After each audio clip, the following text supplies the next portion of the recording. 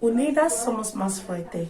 Es el lema de las poderosas, un grupo de empoderamiento surgido por el apoyo que realiza la Asociación de Navarra, Acción contra la Trata. Somos un grupo formado por casi 30 mujeres de 8 nacionalidades diferentes, mujeres migrantes. Deseamos por nuestra creación luchar por nuestros derechos. Cuando somos pequeñas imaginamos una realidad maravillosa, pero conforme crecemos la realidad se va imponiendo, ¿no? Y muchas veces nos vemos obligadas a abandonarlos. A través de nuestras creaciones queremos derribar esas barreras que se nos ponen delante, ¿no? Ya sea por la xenofobia, por la desigualdad, por las diferentes violencias a las que somos sometidas las mujeres a diario. Como dice esta película, soñar abre la puerta a lo extraordinario.